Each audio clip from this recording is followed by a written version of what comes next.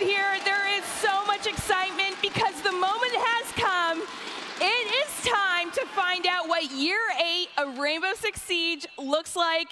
And let me just say, I'm excited to be here with all of you beautiful people. I'm Camille Salazar-Hadaway, and I'm your host for the Reveal panel.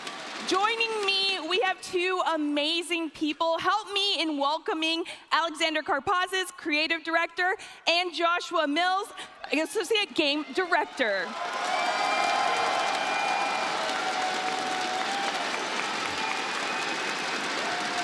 I mean, Alex, you're hearing the crowd, you're hearing the excitement. How does it feel to be back here in person for the panel? I've missed this so much.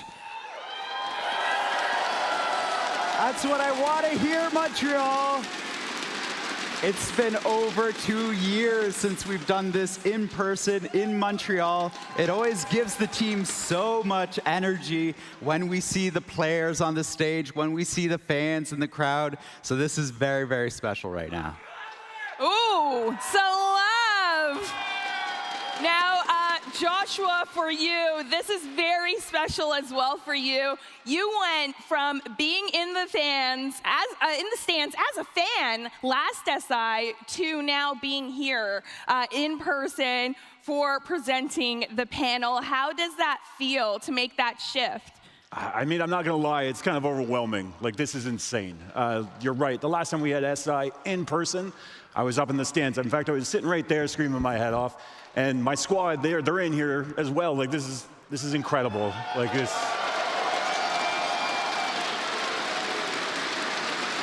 It is definitely an incredible moment, and y'all are making it that much more special.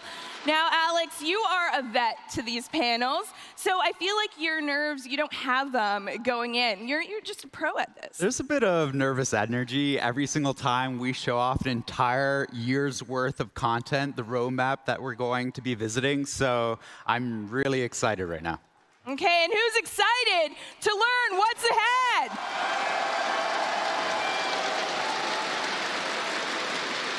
Well, let's get started by talking about the overall vision for Year 8. Now, Alex, I can't help but ask, Year 7, what was the main takeaway that you're thinking the team kept in mind going into Year 8? So Year 7 was a big one for the Siege team. We brought a lot to the table. We had new maps. We had big updates to systems in our game, like Ranked. We introduced the reputation system as well, making sure we reinforce those anti-toxicity, anti-cheat features. And so all of that's informed us where we need to go next in Year 8. So where are we going in Year 8? What is the focus for the team? For us, it's about doubling down on what makes Siege so special. The fact that it's one of the most unique, tactical, strategic games that gets your heart racing moment to moment. We want to make sure that we respect that and we own that. And moving forward, we just make sure that everything that is so special to the game is reinforced. Okay, now with that in mind, the community is a huge part of Siege. Joshua, what is your hopes for the community going into Year 8? Honestly, my hopes is I want this community and I want Siege to be the envy of every other community. This is our game. This is our time. Let's do this. Who's ready to do this? Make some noise.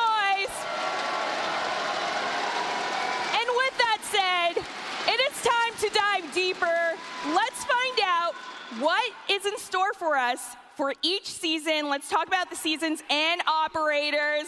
Starting with Season 1, Alex, there was lots of noise for Commanding Force, especially returning to Brazil with Brava. What was the decision to head back? So if you missed the panel yesterday, the reveal, we did talk about Brava, the saboteur who comes from Brazil. For us, it's really fun to revisit old locations we've been before. She's actually the cousin of Capitao. That means we can tell more stories there, create more links between the Siege operators. And then on the flip side too, Brazil is a huge community that's so passionate. Of course, we had to go back to Brazil. And you're hearing that the fans are really happy that we're going back to Brazil. One thing the fans made lots of noise about was Mousetrap, and that feature coming in season 1. What can you tell us? I know we said it couldn't be done, and yet we've done it. The team has worked so hard on making sure that console players have a fair and balanced opportunity while playing our game. And this is not only a Siege first, this is an industry first for us. That's awesome. That's amazing. Siege is making headway for the industry as a whole. You gotta love it. And we are gonna get into the other seasons, but I do wanna talk about when you're looking at the seasons and what the community could get out of them, what kind of content are we looking to from the team? So we're still committed to bringing a new Battle Pass every single season, a new progression for you to work towards. And on top of that, we also have an event that'll drop mid-season every single time, something fresh, something that breaks up the core of Siege for those players out there. Okay. Well, we all know what's coming, season 1, but who's ready to hear about season 2? All right, Alex, let's talk about season 2. Where are we going? So I know we've been to Sweden a couple times on the esports side. We're officially announcing a Swedish operator season 2. That's definitely getting some people excited. Now, along with that, there is a rework coming, as you can see, that is long overdue. Tell us about the consulate map rework. Yeah, I think the crowd's already pretty hype about this. I know season 2 is a little ways away, so I don't know if anybody's actually interested in seeing what we're doing with the map. I mean, we come out here. Do you guys want to see what season 2, the rework, looks like? I think you're going to have to be a little louder than that. Right, Alex? All right, let's roll the clip. We're going back to Consulate, and we are making big, big changes to it. This is one of our oldest maps. We had to rebuild it from the ground up. The way that the bomb sites behave, the variety in the ways that you can attack it or defend it. Also, another really important thing too is for attackers to have a safe avenue to approach the building. All of this is coming season 2. The World team has been working incredibly hard to deliver it. And again, one of our oldest maps.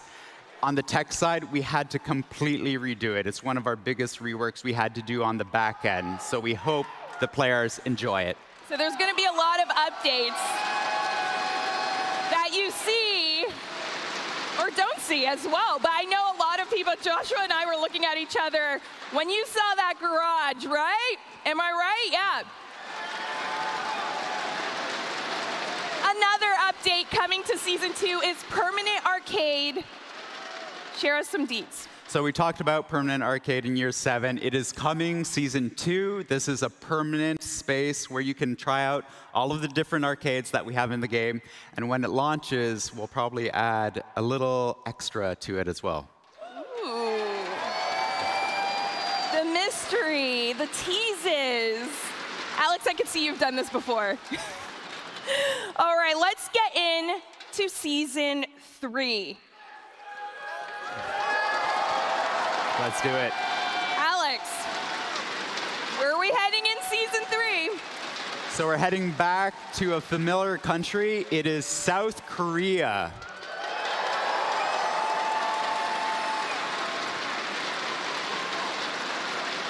Now, what is, we talked a little bit going back to Brazil, but South Korea, what is it about South Korea and bringing an operator from there that is getting the team excited? So it's, again, a little old, a little new. This is a new chance for an operator to kind of shine beside Vigil and Dokkaebi, tell those stories. And again, our South Korean community is so vocal, so passionate, we had to go back. And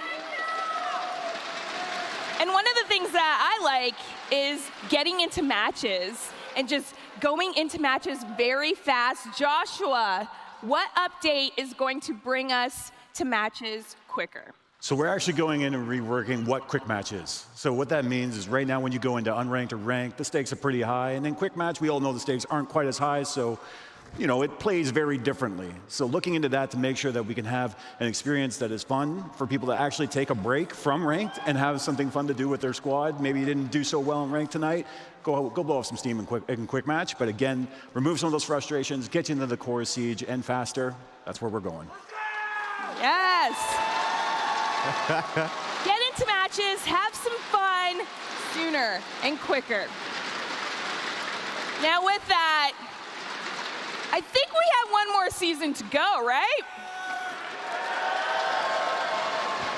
Everyone's excited for this one. You have to end with season 4 with a bang, and that means that we are not only getting a new location, but a new map as well. Alex, you can hear some excitement in the crowd. Where are we heading to? You can see it already. We're going to visit Portugal in season 4. For the new map, we'll be looking at a map that's actually tied to the story of the game, and the team is working really hard on working on something that you haven't seen before in the maps you've played in Siege. All right, we have a lot to look forward to for all of the seasons. Thank you so much for taking us through that, and the crowd's excitement is just wild. But it is time to move forward into player protection. Let's talk about this, because player protection brought a lot of updates in year 7. Why was this focus important for the team? Player protection is huge for us. We maintain that we have a zero tolerance policy when it comes to cheaters and when it comes to toxicity itself. And so that means reinforcing the game so that everybody feels welcome, everybody can have a fair and competitive match in Siege. Okay, and with that said, let's actually head over to find out more updates with Player Protection and Game Security Director Emmanuel Larive.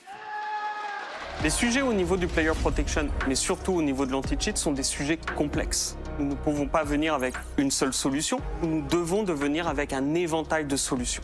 L'équipe Player Protection, pour l'ensemble de l'année 8, va travailler sur un set d'initiatives, dont certaines sont issues du recherche et développement. On peut mentionner QB, Monstrap, Reputation Penalties, Reputation System, mais aussi Ban on Data. Cet ensemble a pour but de répondre à nos objectifs en termes de réduction de la toxicité au niveau de votre play experience, mais aussi de tout cas de tricherie, d'exploit et de hack au sein du jeu.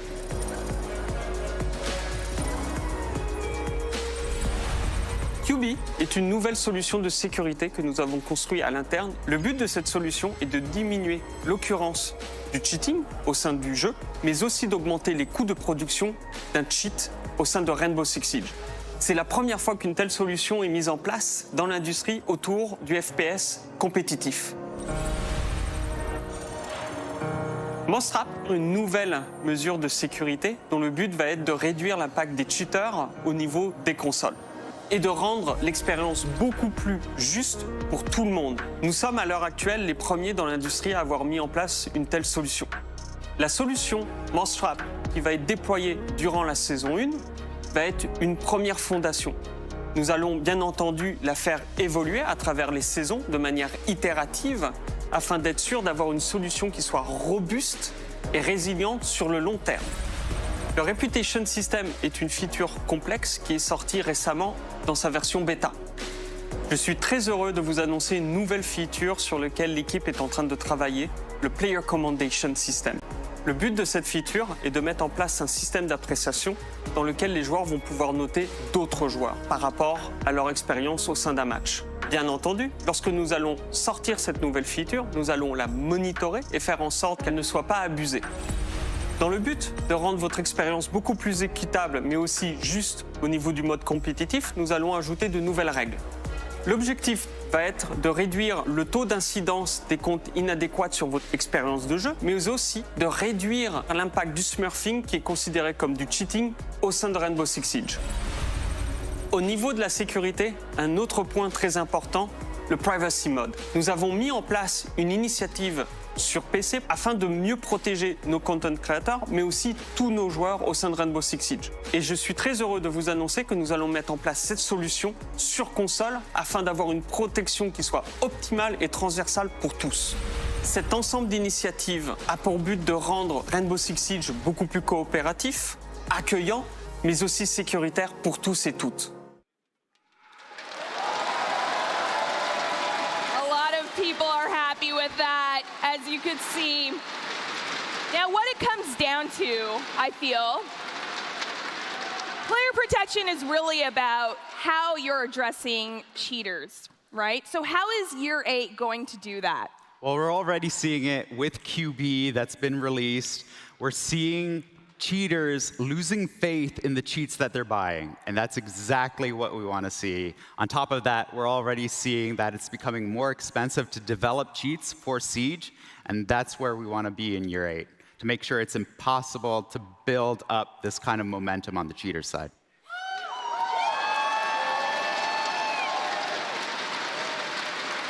And that means that there are multiple tools, as we saw Emmanuel talk about. That's right. You've seen, again, this is in-house tech we're building, QB Mousetrap. We're also reinforcing it with new initiatives. On top of what Emmanuel showed in the video, it's all about adding more strings to our bow, and we have enough solutions to make Siege as secure as possible. Now, another part of player protection has to be something that the fans got excited about. That is the reputation system and seeing the updates coming there. So what is this really going to do for the community? So reputation system is in beta right now. We have everything where you start seeing the penalties assigned to players who are disruptive. You also have a place where you can report. But we also want to celebrate the wins in Siege too. We want to commend our teammates who are doing a good job, making a great call or a great play, and actually have that positive reinforcement in Siege as well. Well, if one thing SI has taught me, the Siege community loves to be supportive of one another, so I know they're going to love this commendation system. Who's excited for everything coming with player protection?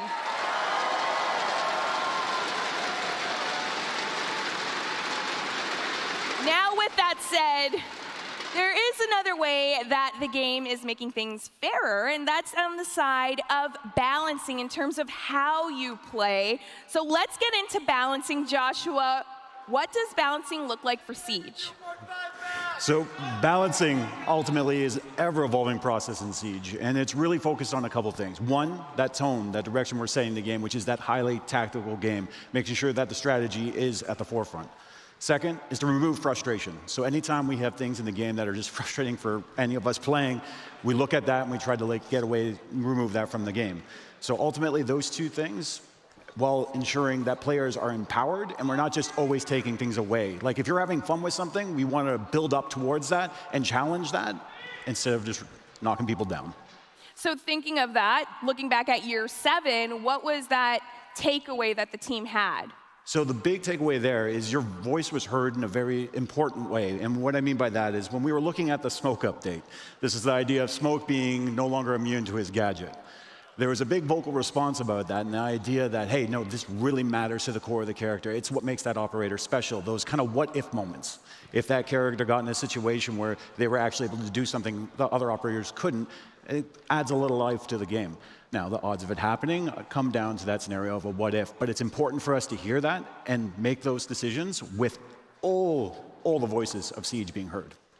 All right, and your voices are definitely being heard throughout this panel, especially when we did the Season 1 reveal yesterday as well. And one of those things that came with the reveal was the reload rework. So how is this going to improve players' skills?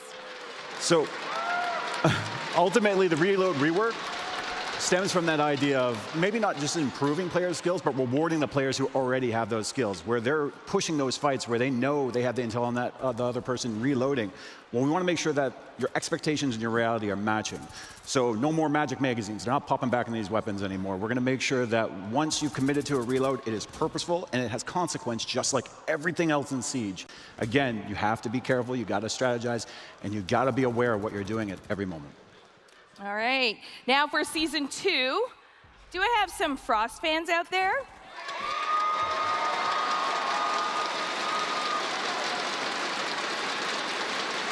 All right, well, Frost is getting a rework that is going to bring more opportunities in gameplay, but also more to the Huntress fantasy.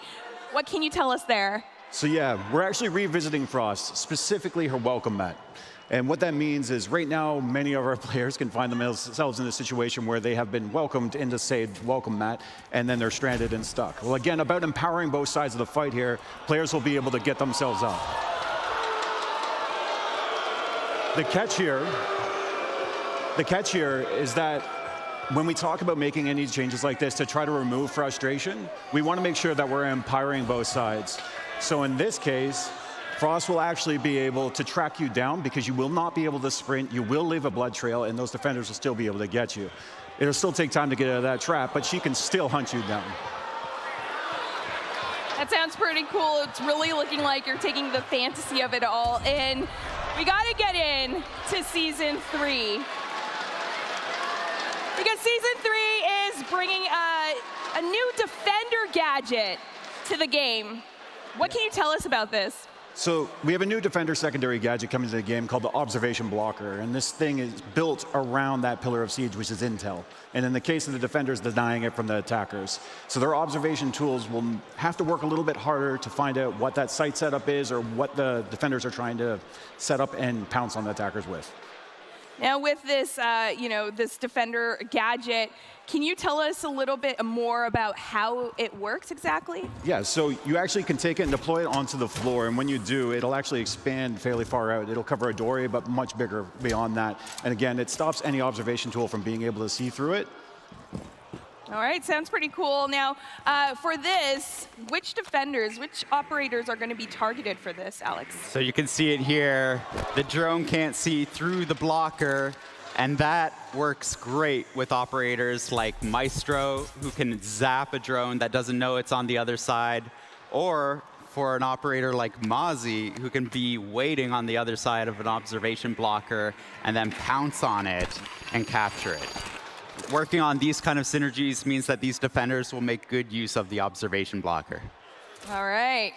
Now this next update coming for Season 4 is getting Joshua really excited because it is going to bring more ways in how we engage with shields. So tell us about the shield rework.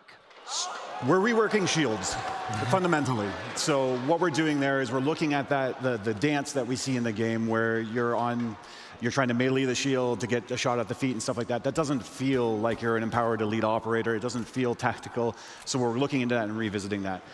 This idea where right now you're hip firing and you're missing every shot, or you hip fire and get that lucky headshot, again, doesn't feel very good on either side of that shield. So we're looking into that and adjusting everything. In the case, we're actually bringing the gun in behind the shield. So that's going to make you more defended and more able to work with your team better, reload behind the shield, and also turn your head.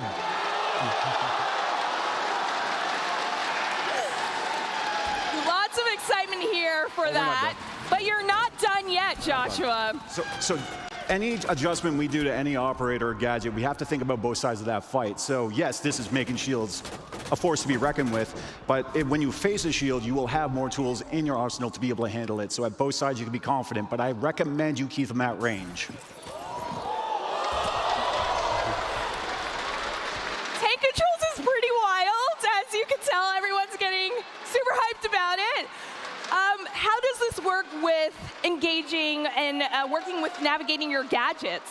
So when we're talking about a shield user with their gadgets, it's about being that wall, that defense structure for your team. And as we could see, you can turn your head to the side, the left or right or whatnot, and you can deploy your secondaries. So hold the line in front of you, throw your smoke grenade to your left, cover that line, and then start pushing forward. Nice. We do have to push forward because we have much more updates to go through, but it is a big year for balancing, that is for sure. But now we're going to head into player comfort and console improvements. Now in year 8, how is the team building on player comfort, Alex? Player comfort for us is making sure that you're not actively working against the game in order to accomplish what you want to do in it. So no matter what platform you're on, you're always achieving that kind of reliability in the controls that you have and the experience that you have. Okay, when I think controls, I do think console. And I'm hoping that console players will get some love too. Absolutely. So our Kev studio has been doing an amazing job on the console front, and with specifically the aiming controls. We can see that with the advanced aiming that we've already released in year 7. But going beyond that, we're bringing presets. So multiple presets that allow you to play the game differently and have more control. But going beyond that, full controller remap. Yes, it is, it's great that you're talking about that because it could sometimes feel limiting playing on PC with, and you're hearing that as well. So how is it going to get more comfortable there? You talked about the layout, but something else is coming. Well, ultimately, when we're talking about remapping these controls, it's to give our players the same control that their PC counterparts have as far as that goes. For example, if you play on console, you can't lean without ADSing. Well, you can potentially do that with the way you set up your controls and with those presets. Additionally, if you're ever in a really heated moment and you go to ADS and then you go to lean to the right, sometimes you pop that melee out instead and then you just win that, lose that fight. So ultimately, removing that frustration, giving you the control to customize the game so you can be as competitive as you want to be. I love it. We got to keep going and keep pushing through because we have another update from the electronic devices we use to play the game to the electronic devices we use in-game. Alex, I'm talking gadgets. Yeah, gadget interaction. This is a system that hasn't changed in a long time. This is when you deploy a gadget, when you pick it up, when you throw it. We're looking at improving this, specifically starting with the gadget pickup and the diffuser pickup to make sure it's a lot more reliable and a lot less frustrating for players. Beyond that, in year 8, we're looking at gadget deployment. You have deployable shields. You have that little dance of trying to get it in the right spot. We want to make sure that's a better experience for players. Now with that, we quickly touched on the quick match rework. So how are we going to really get this to work to help us get into games faster and make that more smooth?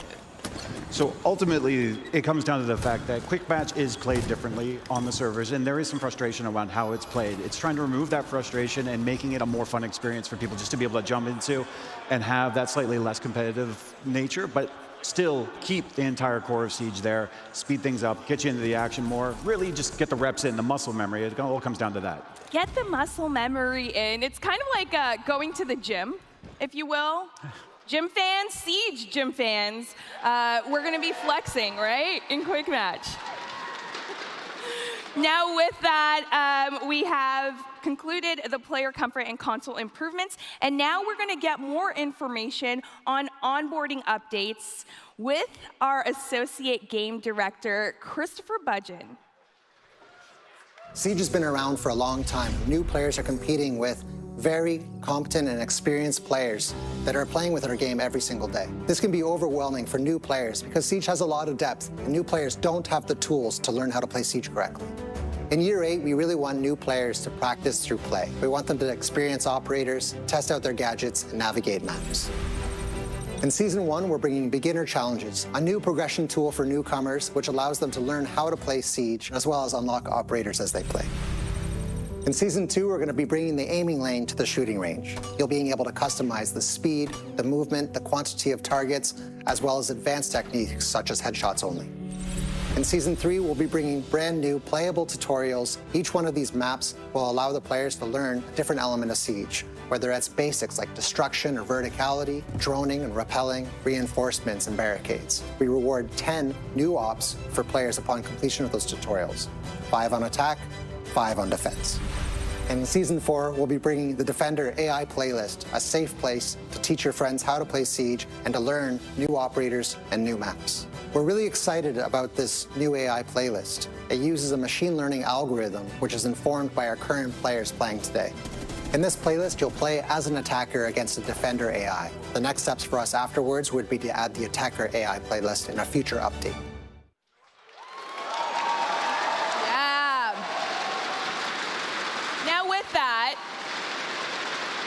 With that, there is no secret that Siege has lots of strategy in it. So what is the key to finding those opportunities to improve? The key is to offer more tools to the players so that they get used to this beautifully complex game of Siege. That's something I'm sure everybody watching the stream and everybody here knows. Whether you have an hour in Siege or 1,000, you're always learning, and that's what makes it so special. So we want to make sure that you have the tools to learn, and you saw with the video with Christopher, even veterans will be able to benefit from this.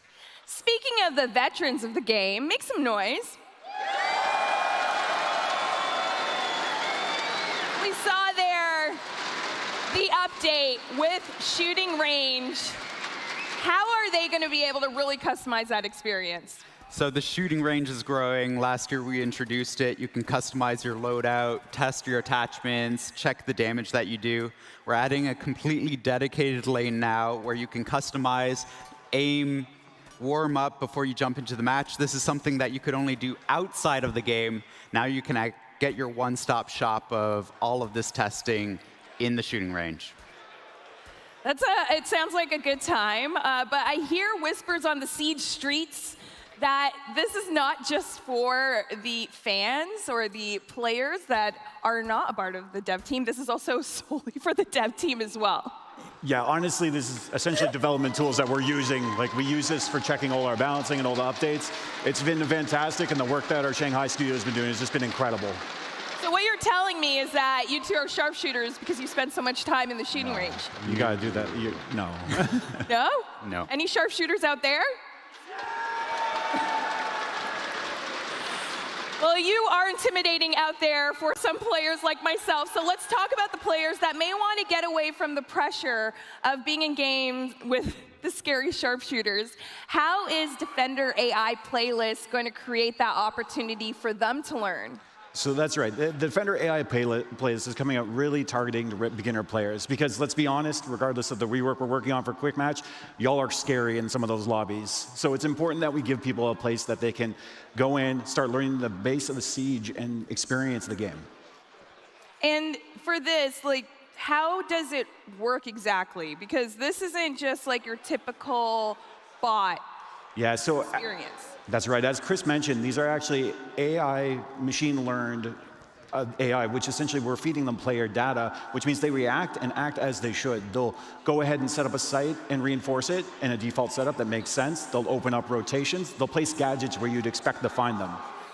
Okay, well, with that, there is quite a bit coming there, but also I feel like you're telling us to go to the gym, we could get those reps in, build our Siege muscles, and then with this, we could also keep learning and kind of go to school and get that knowledge points up, so I'm loving all of that. Now, for players out there that want to take advantage of this content we covered and more, well, guess what? The Year Pass is back, and with more information on that is Business Strategy Director Mohammed Ben Hanada. Same as last year, we're bringing back the Year Pass. This will give you access to the 4 battle passes of the year, alongside the privileges that come with them. So the early access to the operators, the shop discount, and more. And lastly, you'll have an exclusive bundle coming with it. There will also be the Year Pass Premium Bundle. This will give you access to the same content as the Year Pass, alongside 20 tiers of the Battle Pass every season, and an exclusive bundle that will feature an exotic weapon skin. And this will be launching next Monday for a limited time only. Now with that, the end of the Year 8 panel is nearing. Yes. And you can tell that everyone is very excited to see each other, but also all the content that's coming ahead. So as we head into Year 8, what is that lasting impression you want the fans, the community to be left with, Joshua? Well, as you said at the top of this, like, I mean, I was in the stands, I started playing in 2015, like many of us here, and the honest truth of it is that this is our game. Like, this is your game, this is the pros game, this is the devs game. Like, we're all doing this together, and we can't do it without you, and we really, really appreciate everything you do for the community, everything you give to us. I mean, this is Siege. Collectively, we are Siege. Yes, this is Siege. We are Siege.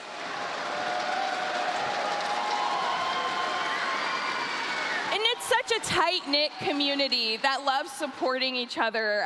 It's been amazing to just see everyone's reactions and how passionate everyone is for what's ahead. Now, We Are Siege is pretty inspirational. I could put that up on a poster as I head into ranked. Alex, do you have an inspirational quote with that lasting impression you want to leave the community? That's a tall order.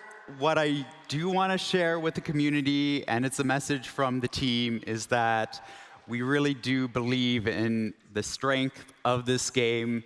We are looking at what made Rainbow so special, what makes the pillars of Siege so special. This is a game unlike any other, where you have destruction, you have creativity, you have heart-pounding moments, and no two maps play out the same every single time you jump online. These are the things that we want to reinforce. This is the new tone that we want to set for the game. And I don't know if anybody saw our cinematic from year 8, but this is the world that we want to build, where there are real stakes for our operators, and there's real stakes too for our players, where they can really get invested and have a good time. Now, with all that said, what does that mean for the future of Siege? So we're already moving up to year 8 of Siege, and we are so committed to this game. We're already looking at the next 10 years of Siege. We know all of you have invested so much time, so much love into this game, that we will not abandon it. We are here to stay, and we love you all. Make some noise for year 8 and the next 10 years and beyond for Siege. With that said, Alex, Joshua, it's been a pleasure to have you here with the reveal and showing us what's ahead, especially all of you. You all are so great and beautiful for coming on this journey with us to show you what's ahead as well. And guess what? There is still more to look forward to, because we have a little update on the esports front. Let's take a look at what's up for season 2023. Hey everyone, I'm Nicholas, Chief Innovation Officer at Blast, and we're very excited to embark on this new journey with you, the Siege community, in this first-of-its-kind partnership with our good friends at Ubisoft. And I am Nelson, in charge of esports event and broadcast at Ubisoft. Today we are sharing with you the roadmap of international events for the season 2023. We revealed in December that each competitive season will be composed of 2 stages, concluded by 2 majors. Let's have a look at the destinations for this year. In May, we will welcome you with open Danish arms to join us in our hometown as we bring Rainbow Six to Blast's home turf of Copenhagen, Denmark. We pride ourselves on delivering next-level entertainment and have some exciting plans to take those events to all corners of the world. We have a burning ambition to bring esports closer to those who love it most, and cannot wait to show you what Ubisoft and Blast have in store for 2023 and beyond. And coming next, in November, we will head to the United States. And finally, what this brilliant community is waiting for every year, craving, desiring, the Six Invitational. We have already announced that we're going to move DSI around the world starting in 2024. And what I can say at this point is that it will definitely be at warmer places than Montreal in winter.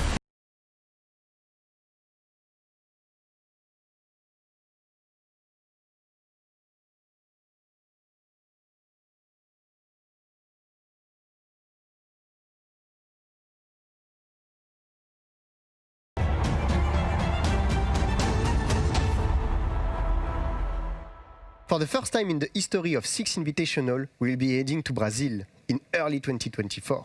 It has been too long since we have met our Brazilian community, so we are excited to be back. And in the meantime, we're also happy to share that the new season will kick off during the week commencing 6th of March. There's still so much more to reveal on the season that is 2023. A new update on the circuit with extra details on each region's format and a path to the majors will be announced next week, so stay tuned. Thank you all for watching us, and see you soon.